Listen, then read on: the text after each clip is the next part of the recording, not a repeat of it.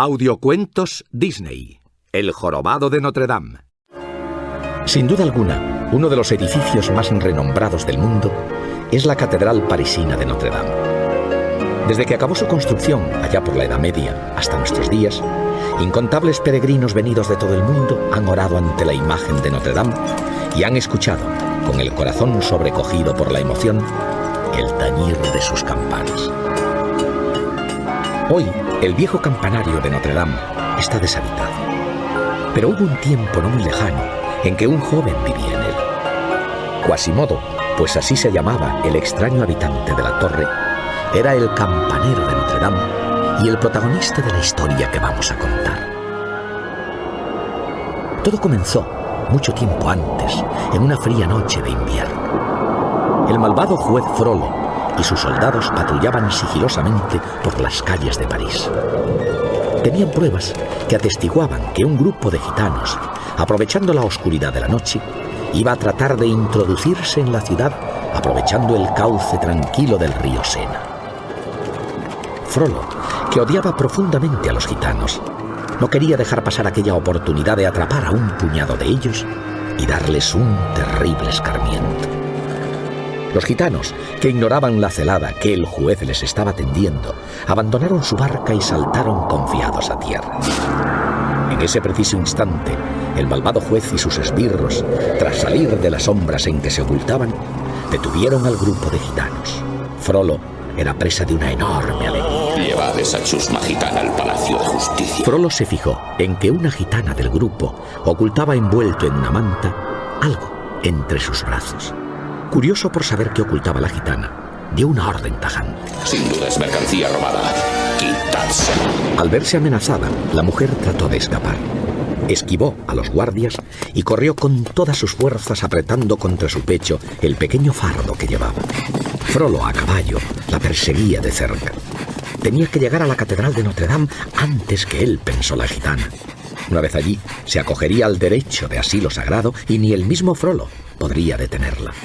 Al llegar ante la puerta principal de la catedral, la mujer golpeó insistentemente el enorme portón de madera. Pero era de madrugada y nadie salió a abrir. El juez Frollo la acorraló con su caballo contra la puerta y de un empujón le arrebató violentamente el bulto que ocultaba. Con el forcejeo, la pobre mujer cayó por la escalinata abajo, con tan mala fortuna que se golpeó la cabeza con uno de los peldaños de piedra, quedando sin vida al instante. Sin mostrar el más mínimo interés por la gitana, miró con avidez el contenido del fardo que tenía en sus manos. Codicioso, esperaba encontrar algún objeto de gran valor. ¿Cuál no sería su sorpresa cuando descubrió que aquella manta lo único que envolvía era un indefenso bebé? Frollo estaba desconcertado. ¿Bebé? Frollo volvió a mirar más detenidamente a aquella criatura y quedó horrorizado. Aquel niño no era como los demás. Era un ser con la cara y el cuerpo deformados. ¡Un monstruo! Lejos de mostrar compasión por la criatura, a cuya madre acababa de asesinar, Frollo sintió una terrible repugnancia. Creyendo que nadie le veía, envolvió al niño de nuevo en la manta y se acercó a un pozo que había en la misma plaza de la catedral. Alzó el bulto en su mano con intención de arrojarlo, pero una voz le dejó paralizado. Era el archidiácono de la catedral, que al oír los golpes de la gitana en la puerta había salido a abrirle. Al ver el cuerpo sin vida de la mujer, el buen hombre lanzó una mirada inquisitiva al juez Frollo. Al ver los ojos acusadores del archidiácono puestos en él, Frollo masculló una excusa. Ella corrió, yo la perseguí. Y se dispuso a arrojar al niño al fondo del oscuro pozo. El archidiácono ordenó enérgicamente a Frollo que se detuviera. El juez repuso. ¿Qué debo hacer? Criarle, cuidarle, como si fuera vuestro. ¿Qué? ¿Deberé cargar con este deforme? Está bien, pero que viva con vosotros en vuestra iglesia. ¿Vivir aquí? ¿Dónde? Donde sea. Tal vez en el campanario. Y así fue como el pequeño creció oculto a la mirada de los hombres, en lo alto del campanario. Frollo le puso por nombre Quasimodo, que quiere decir formado a medias, y sin sentir cariño alguno por él, se ocupó de alimentarlo, como le había ordenado el archidiácono. Con el tiempo, Quasimodo se convirtió en un muchacho fuerte, Aprendió a tocar las campanas y se convirtió en el campanero de Notre Dame. Su rostro seguía desfigurado y una enorme joroba salía de su espalda, obligándole a caminar de un modo grotesco. Pero tras aquel desagradable aspecto se ocultaba un corazón bueno y generoso. Desde lo alto de su torre, Quasimodo observaba a los habitantes de la ciudad cruzar la espaciosa plaza que había frente a la catedral. A menudo soñaba con poder bajar un día a la plaza y saludar a toda aquella buena gente, pero no podía. Frollo le había prohibido terminantemente salir de la torre y él nunca se había atrevido a desobedecer a Frollo. Quasimodo compartía sus sueños con Víctor, Hugo y Laverne, 3 simpáticas gárgolas de piedra que adornaban la torre. Aquellas 3 figuras de piedra que cobraban vida misteriosamente ante Quasimodo eran sus únicos amigos en todo el mundo. Una mañana, mientras Quasimodo miraba hacia la plaza, Hugo se le acercó. Había mucha gente allá abajo y menudo ruido hacían. Quasi, ¿qué ocurre allí? ¿Hay una pelea, un azotamiento? ¿Un festival? ¡La fiesta de los bufones! Ajá. ¡Qué bien, qué bien! ¡Verted el vino y cortad el queso! En efecto, era el día en que en medio de una general alegría se celebraba en París el Festival de los Bufones. La alocada fiesta en la que todo estaba permitido. Aquel día era el favorito de Quasimodo. El revoltoso Víctor también se acercó a mirar. Resulta gozoso admirar el magnífico colorido de los sencillos campesinos. No hay nada como estar en el palco para ver el festejo. Quasimodo suspiró con tristeza. Sí, ve. Hugo trató de animarle. ¿Qué pasa? Laverne tuvo entonces una genial idea para acabar con la tristeza de Quasimodo. ¿Has pensado en asistir en lugar de verlo? Claro, pero yo desentonaría allí. No soy normal. Víctor trató de convencer a Quasimodo. Como amigos y guardianes tuyos insistimos, asiste al festival. ¿Yo? Quasimodo deseaba con todas sus fuerzas bajar y asistir al festival, pero no se decidía.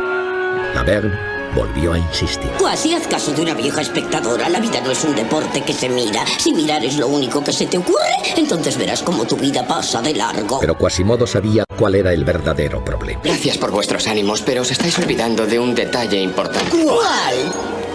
De mi amo, Frollo. Bueno, cuando dice que nunca puede salir del campanario, ¿quiere decir nunca, nunca? Nunca jamás. Y odia la fiesta de los bufones. Se enfurecería si le pidiera permiso. Hugo intervino en la conversación. ¿Quién dice que lo hagas? Oh, no. ¿Sales a hurtadillas? Es una tarde tan solo. No podría. Quasimodo recordó que el juez Frollo siempre presidía el festival en el palco de autoridades. Podría verme. Pues disfrázate solo esta vez. Lo que Frollo no sepa no te hará daño. De pronto, Quasimodo se llenó de optimismo y valentía. Tenéis razón. Iré. Dicho y hecho, Quasimodo se puso una capa con capucha para cubrir su desfigurado rostro y deslizándose por una cuerda bajó a mezclarse con la gente. Procuraba pasar desapercibido para que Frollo no le viera. Quasimodo lo miraba todo entusiasmado. Había mucha gente. Algunos iban disfrazados con extrañas máscaras que ocultaban sus rostros. Otros llevaban alegres vestidos. También había malabaristas y acróbatas que hacían números circenses por la calle. Todo era alegría y diversión en París.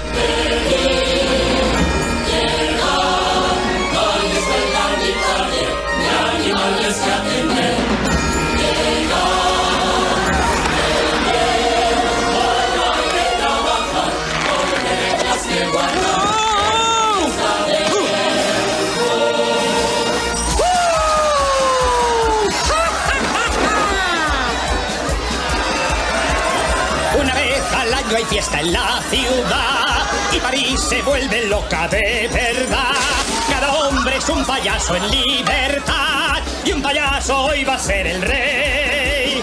Hoy el diablo es el que mueve nuestros pies, porque en este día todo está al revés y en la fiesta nadie es nadie si no es bofón. ¡Todo está patas arriba! Es locura colectiva, hoy la escoria es un tesoro, pues es el día de todo al revés. ¡Hay trompetas y tambores! Los mendigos y ladrones llegan desde Chartres y Calais. El ratero es más ratero, en el día 6 de enero es el día de todo al revés.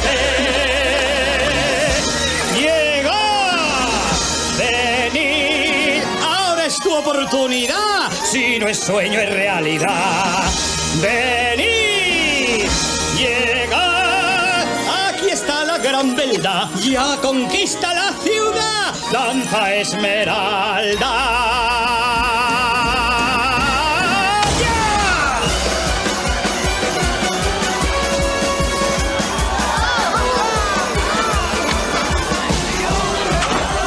Por fin llegó el momento que todos esperaban, la elección del rey de los bufones. Y ahora, damas y caballeros, la fiesta irresistable.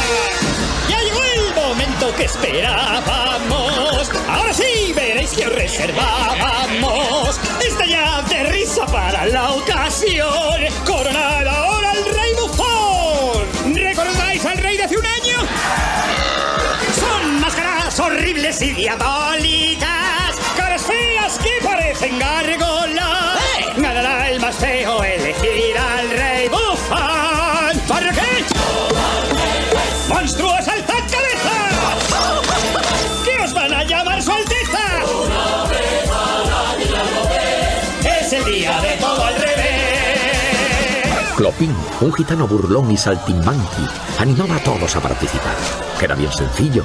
El que llevara la máscara más fea sería elegido rey de los bufones y reinaría en París durante un año hasta el próximo concurso. Muchos eran los que subían al estrado escondidos tras una máscara horrorosa. Quasimodo miraba desde abajo al estrado con la boca abierta.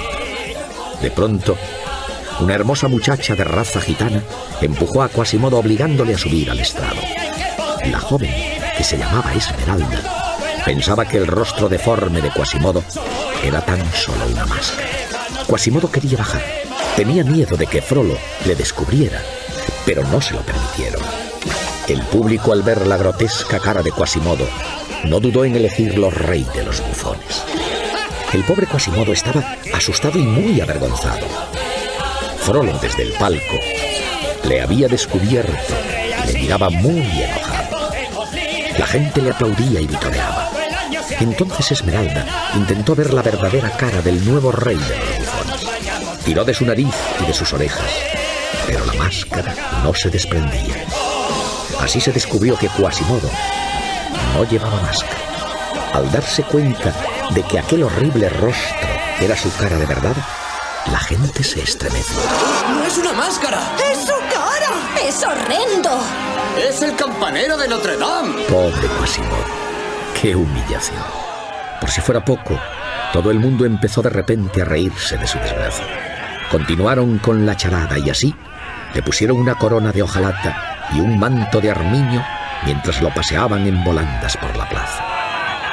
La gente hacía reverencias burlonas a su paso, como si de un rey se tratase. ¡Dios salve al rey! Desde el palco presidencial, el malvado Frollo contemplaba impasible cómo la chusma se enseñaba con Quasimodo. Estaba furioso porque le había desobedecido y decidió no intervenir para que escarmentara. El público tiraba ahora huevos y fruta podrida al pobre Quasimodo, que atado trataba en vano de zafarse. ¿A dónde vas, jorobado? ¡La diversión empieza ahora! Quasimodo dirigió una mirada suplicante hacia el palco donde estaba Frollo y gritó: Conmovido por la súplica de Quasimodo, el capitán Febo, el nuevo jefe de la guardia, intercedió ante Frollo. Señor, permitid que detenga esa crueldad. Pero Frollo estaba dispuesto a castigar a Quasimodo por su desobediencia. Un momento, capitán. Alguien tiene que aprender una lección. El capitán Febo, nuevo en la ciudad, se sorprendió de la maldad de Frollo, quien parecía disfrutar con aquella tortura. De pronto Esmeralda, la joven gitana, subió al estrado dispuesta a terminar de una vez por todas con aquellas inhumanas burlas. No temas nada. Lo siento. Esto no debería haber pasado. Al verla, Frollo se levantó y le gritó: ¡Tú, joven gitana! ¡Baja de ahí al instante! Sin inmutarse, Esmeralda contestó: Sí, señoría. En cuanto haya soltado a esta pobre criatura. La joven iba a desatar a Quasimodo cuando Frollo ordenó tajante: ¡Te lo prohíbo! La plaza enmudeció. Esmeralda, haciendo caso omiso de la orden de Frollo, siguió desatando a Quasimodo. Frollo estaba iracundo. ¿Osas desafiarme? La joven miró fijamente a Frollo y le dijo a la cara lo que todo París sabía y nadie se atrevía a decir por miedo. Maltratáis a este pobre como maltratáis a mi pueblo. Habláis de justicia y sois cruel con aquellos que más necesitan de vuestra ayuda. El rostro de Frollo explotó de ira. No podía consentir que nadie le hablara así, menos aún una vulgar gitana. ¡Silencio! Pero no obedeció. ¡Justicia! Esmeralda consiguió finalmente soltar a Quasimodo, que bajó corriendo del estrado y regresó a la catedral asustado y avergonzado. El público miraba en silencio. Todos admiraban la valentía de aquella joven, pero sabían que Frollo la castigaría sin piedad. Por mi honor, gitana, que has de pagar por esta insolencia. Parece que hemos coronado al bufón equivocado. El único bufón que yo veo sois vos. Capitán Febo, arrestadla. Se organizó entonces un tremendo alboroto. Los soldados intentaron atrapar a Esmeralda, pero ella, que era muy astuta, consiguió escabullirse y refugiarse en la catedral. El capitán Febo, que también la perseguía, entró en la catedral. Finalmente la encontró, pero en lugar de arrestarla, se quedó mirándola en silencio.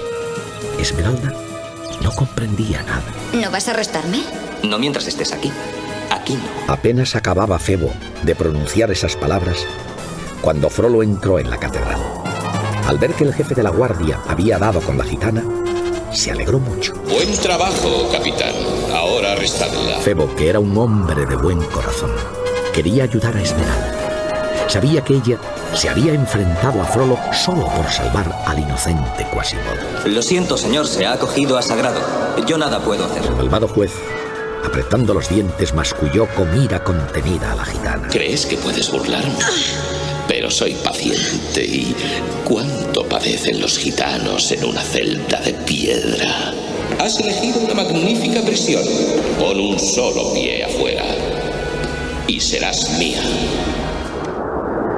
Frollo y el capitán Febo salieron de la catedral. El malvado Frollo ordenó a los soldados que rodearan la catedral para impedir que Esmeralda escapara. El astuto juez sabía que la joven no tardaría mucho en salir, pues los gitanos odian estar encerrados. Esmeralda recorría el interior de la catedral. De pronto se topó con la escalera del campanario y subió por ella. Al llegar arriba, descubrió allí a Quasimodo. La muchacha se disculpó. Siento mucho lo que ha ocurrido esta tarde. No tenía ni idea de quién eras. Por nada del mundo te hubiera hecho subir al escenario. ¿Qué lugar es este?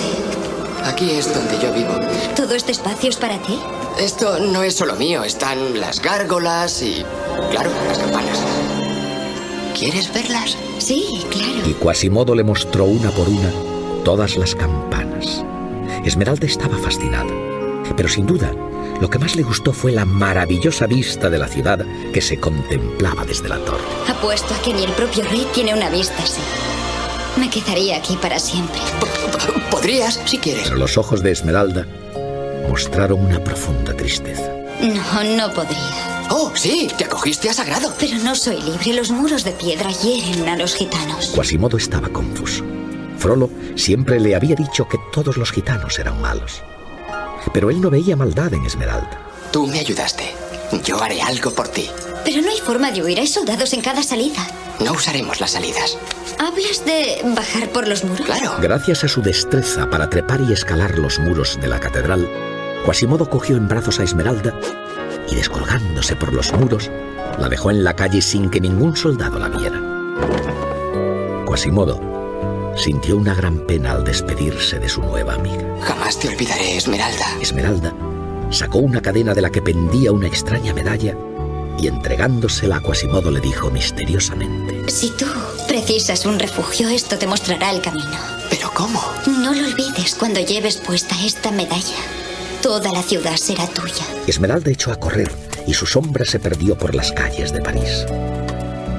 Quasimodo volvió a trepar por los muros y regresó al campanario.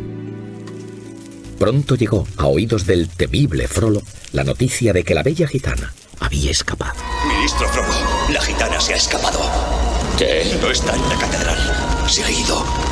¿Pero cómo? No importa. Vete, idiota. Yo daré con ella aunque tenga que prender fuego a todo París. Y se puso manos a la obra. Todo el odio que siempre había sentido por los gitanos se concentró de golpe en Esmeralda. Se había propuesto encontrar a la fugitiva fuera como fuera. Hizo llamar al capitán Febo. ¿Vuestras órdenes, señor? Traedme a la gitana. Febo salió con Frollo en busca de Esmeralda. El joven capitán sabía que Esmeralda era inocente, pero como buen soldado, su deber era cumplir las órdenes de su superior. Fueron casa por casa, preguntando por Esmeralda. 10 monedas de plata por la gitana Esmeralda. Pero no consiguió que nadie le dijera dónde se escondía el campamento gitano, más conocido como la Corte de los Milagros. Fuera de sí, Frollo mandó encarcelar a todos los que se negaban a contestar. Por fin llegaron a casa del molinero. Allí Frollo descubrió un medallón gitano que le hizo sospechar. Dirigiéndose al molinero le interrogó. ¿Has hospedado a gitanos? Nuestro hogar siempre está abierto al viajero cansado. Apiadaos, mi señor. Pero Frollo no sabía lo que era la piedad. Mandó a sus hombres cerrar la puerta del molino, dejando al molinero y a su familia encerrados dentro, y dándole a Febo una tea ardiendo, le ordenó. Reducid los escombros, no son más que traidores y deben servir de ejemplo. Aquello era más de lo que Febo podía aguantar. El honrado capitán se negó a cumplir aquella injusta orden. Con todo respeto, señor. No fui entrenado para matar inocentes. Pero sí lo fuisteis para acatar órdenes. Pero Febo decidió no obedecer. Insolente cobarde. Lleno de ira, Frollo arrojó la antorcha sobre el techo de paja seca del molino. La casa comenzó a arder inmediatamente. Febo, arriesgando su vida, entró en la casa en llamas y rescató al molinero y su familia. Frollo, al verlo, le dijo con odio: La sentencia por insubordinación es la muerte. Es una pena. Habéis malogrado una prometedora carrera. Febo miró con desprecio al juez, y antes de que éste pudiera detenerle, montó en su caballo y huyó al galope. Frollo ordenó a sus arqueros que dispararan contra el desertor. ¡Disparadle! Una nube de flechas cubrió el cielo, precipitándose después sobre el valiente capitán, con tan mala fortuna que una de ellas le atravesó la espalda. Malherido, Febo cayó del caballo y se precipitó al fondo del río. Esmeralda, que había presenciado escondida cómo Febo se enfrentaba a Frollo por defender a aquellos inocentes, se lanzó al agua y rescató al apuesto caballero. Una vez puesto a salvo, Esmeralda se preguntó a dónde podría llevar lo que estuviera seguro. ¡Claro! ¿Cómo no se le había ocurrido antes? Llevaría a Febo a Notre Dame. Allí Quasimodo podría cuidar de él y nadie lo descubriría. Cuando llegó a la torre, Quasimodo se alegró mucho al ver de nuevo a su amiga. Esmeralda le pidió entonces que cuidara de Febo. Promete que no dejarás que le pase nada. Lo prometo. No había tiempo que perder. Esmeralda regresó corriendo a la Corte de los Milagros, el campamento secreto de los gitanos. Mientras tanto, en el campanario, Quasimodo trataba de buscar un lugar adecuado para esconder a Febo. De pronto Quasimodo oyó crujir los escalones que llevaban hasta la torre del campanario. Sin duda era Frollo. Tenía que darse prisa. Ayudado por las 3 gárgolas, Quasimodo escondió a Febo en un rincón y trató de ocultar su secreto a Frollo, que ya había aparecido en la torre. Quasimodo disimulaba lo mejor que podía. Si Frollo descubría que había ayudado a Esmeralda y había escondido a Febo, se enfadaría mucho. De pronto, refiriéndose a Esmeralda, Frollo dijo: Sé dónde se encuentra su escondrijo y mañana al alba lo atacaré con centenares de hombres. Cuando Frollo se hubo marchado, Quasimodo le contó a Febo los planes del malvado juez. Decidieron ir a avisar a Esmeralda. ¿Pero cómo? Ellos no sabían dónde estaba la Corte de los Milagros. Entonces, Quasimodo se acordó del colgante que Esmeralda le había regalado. Dijo que esto nos ayudaría a encontrarla. Quasimodo recordó las extrañas palabras que le había dicho Esmeralda. Iré contigo. Lleves esta medalla, toda la ciudad será tuya. Entonces comprendió que aquel colgante era en realidad un mapa de la ciudad de París. Febo no comprendía nada. Es la ciudad. ¿De qué estás hablando? Es un mapa. ¿Ves? Aquí está la catedral y el río. Y esta piedrecita debe de ser... Guiados por aquel extraño mapa, Quasimodo y Febo dieron finalmente con el campamento secreto de los gitanos. Cuando llegaron allí, Esmeralda se alegró mucho y les explicó a todos quiénes eran. Este soldado salvó a la familia del molinero y Quasimodo me ayudó a escapar de la catedral. Febo explicó por qué estaban allí. Hemos venido a avisaros. Frollo viene hacia aquí. Pero ya era demasiado tarde. Frollo, que no sabía en realidad dónde estaba la corte de los milagros, les había seguido para dar así con la guarida de los gitanos. Mirando con odio a Esmeralda, dijo: Habrá una pequeña hoguera en la plaza mañana y estáis todos invitados a asistir. Los soldados agarraron a Esmeralda y a Febo y se los llevaron junto al resto de los gitanos.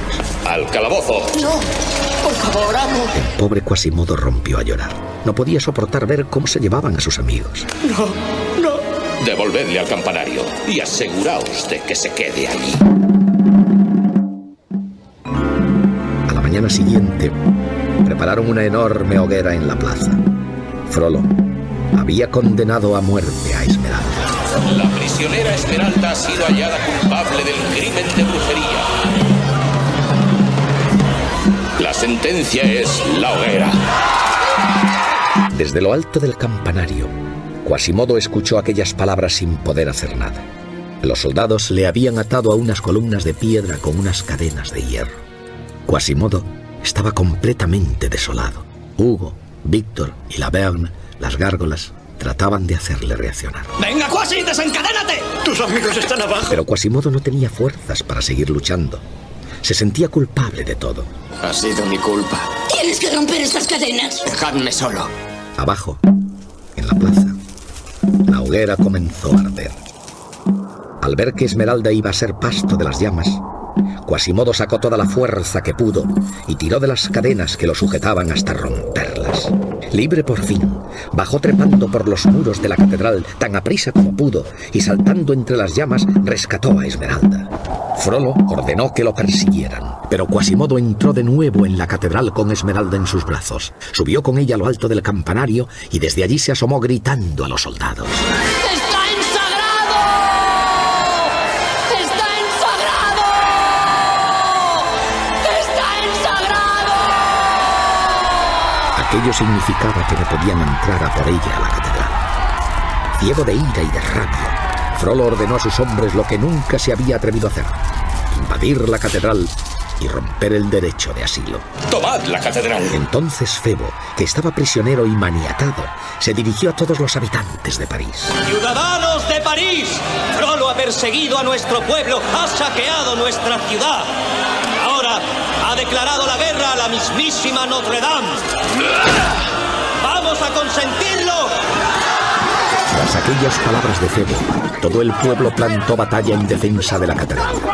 Soltaron a Febo y se enfrentaron a los soldados de Frollo. Aquello era una verdadera batalla campal en la que todo el pueblo de París luchaba contra Frollo y sus secuaces. Pero desgraciadamente, Frollo consiguió entrar en la catedral y subir al campanario, donde estaban refugiados Quasimodo y Esmeralda.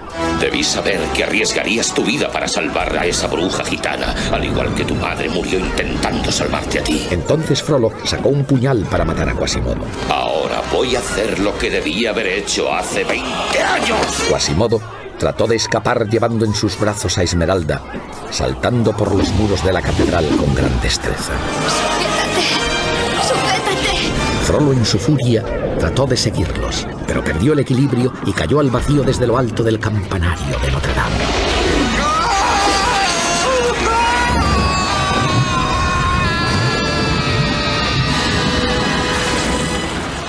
La muerte del malvado Frollo fue el trágico final de la batalla. Quasimodo bajó a la plaza, llevando a Esmeralda con los suyos. Locos de alegría, los ciudadanos de París vitorearon a Quasimodo, el héroe que libró a París de aquel hombre malvado. A partir de entonces, Quasimodo vivió feliz rodeado para siempre del cariño de todos los ciudadanos de París y del de sus mejores amigos, el capitán Febo y la bella gitana Esmeralda.